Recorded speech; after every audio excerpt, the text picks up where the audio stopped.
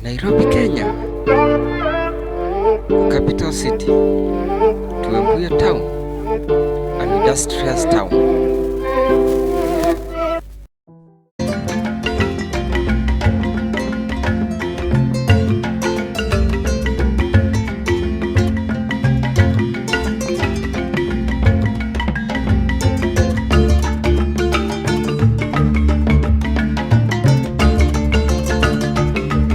The capital city Nairobi, Kenya, we start a journey heading west.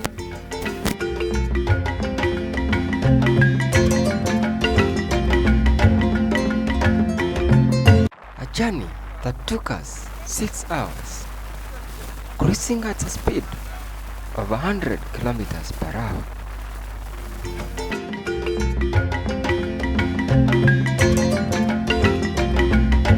Our main aim, one of the longest rivers in the country.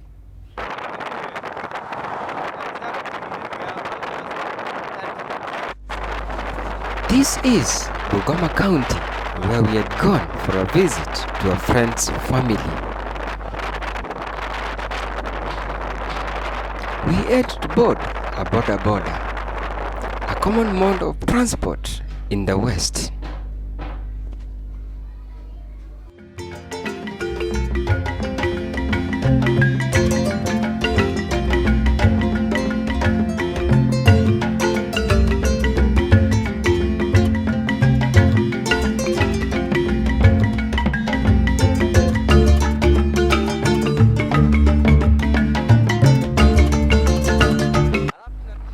Just along Nairobi-Bungoma Highway near Webuye town,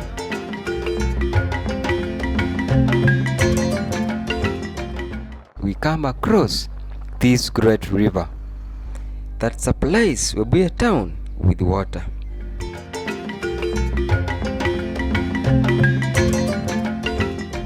When we asked the locals, they told us the river was known as Zoya River.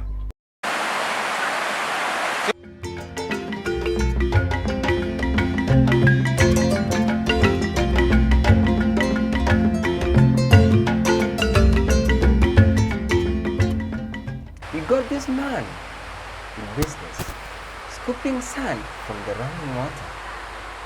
When we looked at it, just below the bridge, it was a risky job, but he had to do it for the sake of the family.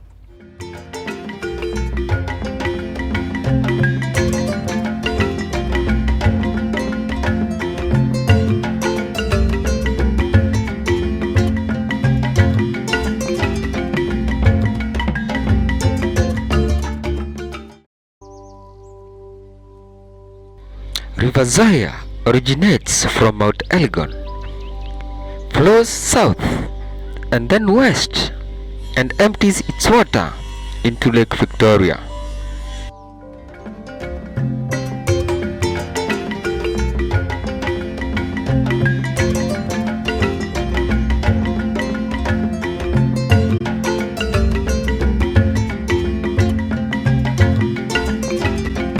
It is 257 kilometers long.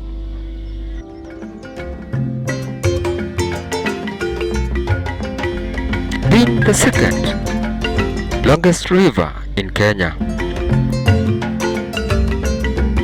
It discharges its high amount of water near Port Victoria. The great river causes floods in the Langi Plains during long rains.